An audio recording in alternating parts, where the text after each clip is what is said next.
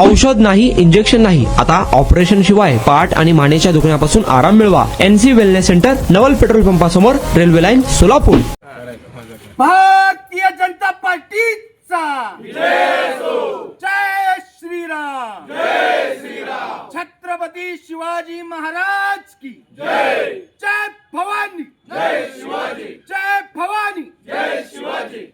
आमदार देवेंद्र दादा कोठे तुम आगे बढ़ो, हम तुम्हारे साथ हैं. आमदार देवेंद्र दादा कोठे तुम आगे बढ़ो, हम तुम्हारे साथ हैं. विनोद दादा भोसले तुम आगे बढ़ो, हम तुम्हारे साथ हैं. जॉन फुलारे तुम आगे बढ़ो, हम तुम्हारे साथ हैं. नागेश भाऊ खरात तुम आगे बढ़ो, हम तुम्हारे साथ हैं.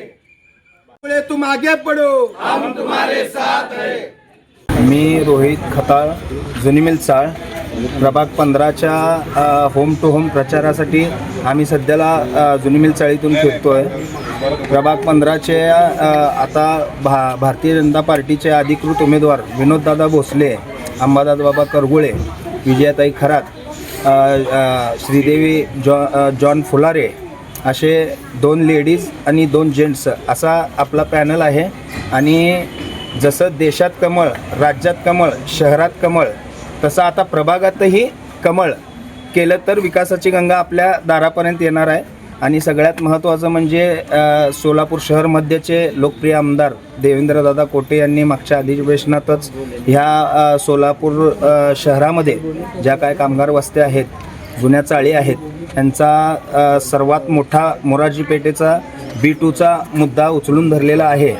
ह्या B2च्या मुद्द्यावरून आम्ही लोकांच्या समोर जात आहोत, जेणेकरून ह्या जुन्या पडीक अवस्थेत, जीर्ण अवस्थेत पडत आलेल्या ज्या चाळी आहेत त्यांचा नवीन बांधणीसाठी मार्ग मोकळा होईल B2चा प्रश्न सुटल्यानंतर.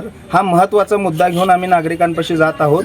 आणि देवेंद्रदादांचा मध्य तसेच शहरावर सध्याला जो काही प्रभाव पडत आहे आणि फक्त मध्याच्या मतदारसंघापुरतंच न राहता संबंध सोलापूरच्या चौफेर विकासासाठी जी देवेंद्रदादांची विधानभवनात बॅटिंग चालू आहे त्यावर लोक आम्हाला निश्चित भरभरून प्रतिसाद देत आहेत आणि विजयाची 100% खात्री आहे. 2 वर्षापासूनच मला नेक पेनचा त्रास होता. ट्रीटमेंट जी मला मिळाली ती बेस्ट ट्रीटमेंट होती, कारण ही नॉन सर्जिकल ट्रीटमेंट होती. त्या स्टाफकडून, डॉक्टरकडून मला खूप चांगल्या ट्रीटमेंट मिळाल्या. माझं नाव उमेश साळुंके. ते जावई आहेत आणि सांगितलं मग त्यांना पुढे सांगितलं मित्राने अन्सी म्हणून सायंटिफिक पद्धतीने होते असं सांगितलं. मला 4 दिवसातच थोडा फरक जाणवला.